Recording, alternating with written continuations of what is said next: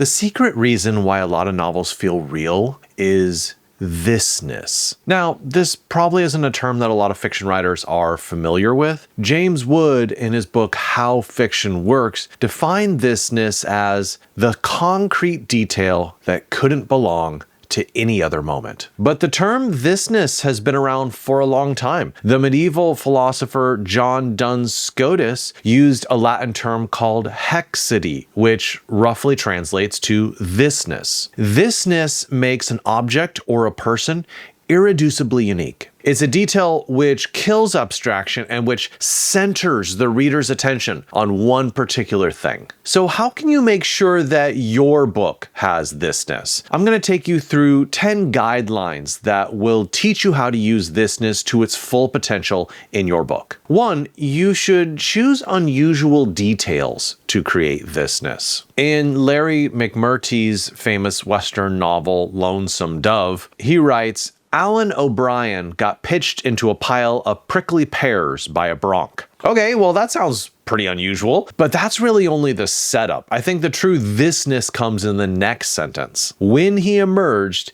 he even had thorns in his beard. That's such an unusual moment, imagining all these thorns stuck in this guy's beard. In The Three-Body Problem by Liu Cixin, they dehydrate people in order to survive a chaotic era when 3 suns align, and then they rehydrate during a stable period. And I think this is a great example of triple thisness. He picked up his follower's skin, brushed the mud and dust off, laid him out on the rock, and rolled him up like a balloon with its air let out. So first we have this dusting off of this dehydrated body. Next we have a laying out, and finally rolled him up like a deflated balloon. Look, if the vast majority of details in your novel are normal things like the sun is shining or yellow flowers in a field, those sort of details just aren't unusual enough to convince the reader that you're describing a real universe. For our second point, we're going to look at some common failures when writers try to create thisness. So the writer Richard Bosch compared 2 different scenes and said that one of them fails at thisness while the other one succeeds. So his first example is after an auto accident, imagine blood flowing like a river in the street. But for a second example, imagine a man kneeling in front of a broken taillight, trying to put the shards of glass back into place. Now, the first one, the blood flowing down the asphalt, it's so cliche, right? After any sort of injury or tragedy, like, oh, blood flows. Yes, I mean, we know this. But the second one is so unusual because we get the sense of how shell-shocked this man must be who had just gotten an accident. He's trying to repair the glass on the headlight. It's futile, but we really feel his yearning that, like, I wish this didn't happen. I wish I could reverse it. Now, a good guideline to help you to create thisness is make sure that thisness is something that can only appear inside your universe. In Brandon Sanderson's The Way of Kings, he describes 3 different ways to create lashings, which is basically the use of magic to alter gravity. Basic lashing, which changes the direction of gravitational pull. The reverse lashing, which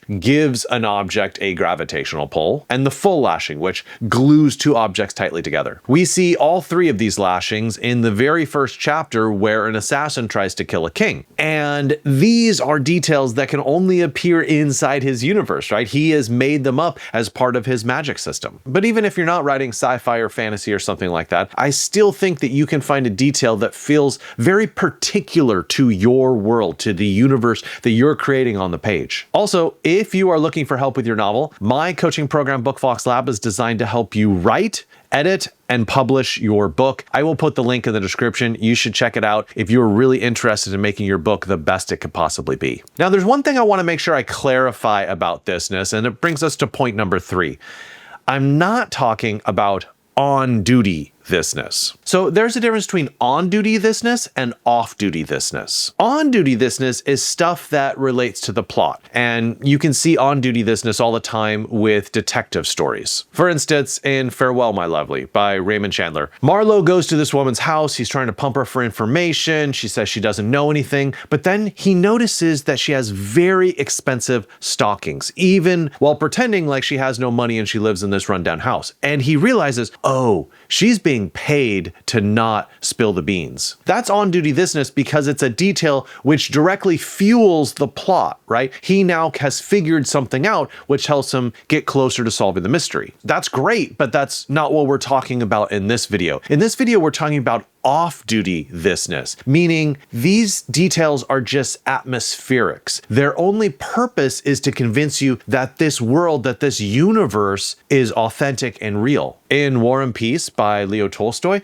he writes about an execution, and it says, when they began to blindfold him, he adjusted the knot on the back of his head so it wouldn't hurt. He's about to die. He's about to be shot in the head. But yet, isn't it such a human response to just adjust a knot on your head to not be uncomfortable? There's nothing to do with the plot. It doesn't help him escape the execution or anything like that. It's just showing us a minor little detail that helps convince us, oh, this really happened. Now, I think a lot of writers get stuck at a very basic level with thisness, but I think this point number 4 is going to help them get over that hump. Point number 4 is thisness often requires looking past the visual. Now look, I have nothing against the visual. Visual's great. Yeah, we're visual creatures. But I do think it's important that you explore things other than the visual when you're trying to create thisness. In Dune by Frank Herbert, he could have used all of his time describing how a crysknife looks, right? The curve, the gleam, the length. Instead, look at what he does in this paragraph. First, he describes the origin of it.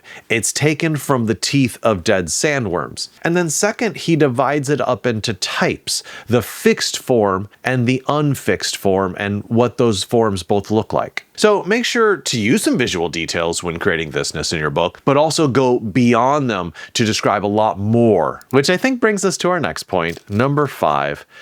Push thisness further. I think the trouble with a lot of writers is they get a good detail and they just start, patting themselves on the back like, good job, me. My imagination is 10 out of 10. And I would encourage you to congratulate yourself. I mean, that's important, but also look for one extra thing that'll just push you a little bit further along the line. Look at this example of thisness from Gillian Flynn's Sharp Objects. During those last years, my mother pulled out all her eyelashes. Okay, we could stop right there. That's a great detail. It is great thisness, but she doesn't. She pushes even further. She couldn't keep her fingers off them. So now we get a little bit more of a sense of her addiction, right? She just can't stop pulling her eyelashes out. Now, we could stop there. Those are 2 great sentences with amazing details, but she doesn't. She goes one further and gets on to the best detail of all. She left little piles of them on tabletops. Can't you see the little stacked piles of eyelashes on a tabletop? It's so weird. It's so weird and unusual, and it makes me believe this is a human who really did this in real life. Hey, if you subscribe, you will be more likely to see the more than 200 videos I have on this channel, which will help you write your book. And also, please like the video if you like it. I mean, don't like it if you don't like it, but I mean, if it's helping you, yeah, click that thumbs up. Now, this next point is one that's easily forgotten by a lot of writers, so I really need to point it out. It is number 6.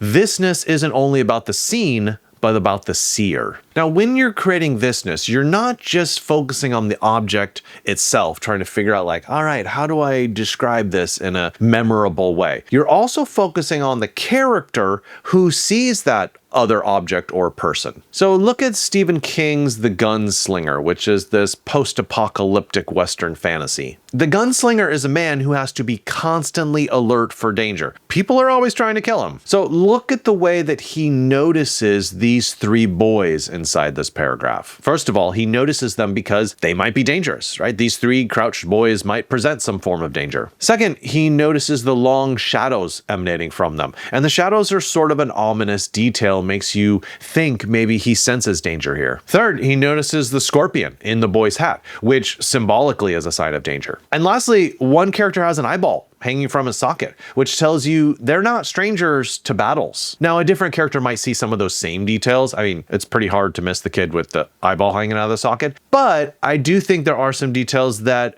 only the gunslinger would have noticed in this scene. So the details you select, make sure they say something about how your character is perceiving the world. Thisness has to be rooted in the perception of your character. Our next step is focusing on the most common mistake that writers make when trying to pull this off, and it's number 7. Thisness isn't created by exhaustive details. Listen, you don't have to list every single thing that's in your brain in a particular scene. That would be exhausting for you, and guess what? It's exhausting for the reader too. I do think exhaustive details harkens back to an older form of literature. For example, look at Jane Eyre by Charlotte Bronte. Here is a description of Thornfield Hall, and I'm not even showing you all of it. This is just what fits on the screen. I mean, she really goes into a lot of depth and discussion of like what this place looks like. I think nowadays that sort of exhaustive detail has fallen out of style, which is not to say you can't use it. I mean, you can, it's just, I think, a little bit more dangerous and harder to find a readership. But I think nowadays the preferred style is choosing a couple of very salient details and letting the reader's imagination fill in all the rest. And a good technique as you're trying to accomplish this in your own writing is simply to write a paragraph chock full of lots of details and then cut out all the ones that aren't so great, and then you're left with 2 or 3 which are really memorable and really capture thisness. For our 8th point, I'm going to give you a good strategy for thisness, and it is go small. This is a paragraph by J.M. Ledgard in his novel Submergence, and I want you to focus on how the details start really large. Okay, we see food cooking in a cauldron on an open fire. Then we see a stray dog come into the scene. Then we see some people fainting before they could reach the food. And then we see fruit bats. All of that is pretty, big picture type of details. But now look at what he does. He goes deep. He goes deep into the fruit bats. He goes small. He goes microscopic. They had fur belly and beads for eyes. Okay, now we're to very, very tiny details in the scene. But he goes even tinier. Their teeth were sharp, overlapped, and interlocked. It really stops you as a reader when you're in a scene focusing on the bigger details, and then suddenly we're looking at bat teeth. So let me ask you this. What is the tiniest, most microscopic detail you have in your book? I do think if you take a moment inside of a scene and focus on something very, very, very tiny, what it's going to do is cast all the rest of the details into your scene into higher relief. All right, we have 2 points left now. This next step is number 9. Create thisness by the opposite of expectations. In Cormac McCarthy's The Road, there are so many moments which are horrifying, whether it be half-eaten amputees or, just the post-apocalyptic wasteland. But then there's one very out-of-place detail which I think stands out so much. The father and the son find an unopened can of Coca-Cola. I mean, this is so weird because we have the world of brand names and the bright colorfulness of Coca-Cola as opposed to all the darkness and death surrounding them. This boy has never seen a Coke can before, and he's certainly never tasted one. So he tries it, and he is surprised by how sweet and carbonated it is. And part of the reason why this detail works so well is it's completely unlike what readers were expecting from the novel. It's a shock to get something so familiar and so comforting inside this wasteland. So ask yourself in your book, what kind of details are my readers expecting? If you asked one of your readers, what sort of detail is going to come in the next paragraph or in the next scene or in the next chapter, then I think your goal is to try to come up with things that surprise them, things they can't possibly predict. A detail that they're like, oh wow, like that fits into your world in some way, but I didn't see that coming. And lastly, let's grapple with a huge mistake that a lot of writers make. It is point number 10. Don't try to explain thisness. Probably the biggest mistake you can make when you're creating thisness in your novel is to try to explain the meaning of these details you're providing. Let's look at an excerpt from William Gibson's Neuromancer. There's a guy who finds a .357 Magnum taped underneath a desk with the trigger sawn off, and he starts describing this gun in great detail. But pay very close attention to what Gibson doesn't do. He doesn't say, hey, this guy clearly must have been jumpy to tape a gun underneath his desk. Or a man who saws off a trigger guard is a man who is ready to kill. He doesn't make any sort of interpretations like that. He lets the details stand on their own, which lets the reader infer, dude, this guy was dangerous keeping a gun right there. He was ready. He was ready for someone to evade and for him to, shoot him up. If you deliver on the thisness of your scene, the reader's gonna figure it all out, right? They'll be able to interpret the details themselves. You don't have to do it for them. Hey, don't forget to check out my coaching program. The Bookfox Lab link is in the description below.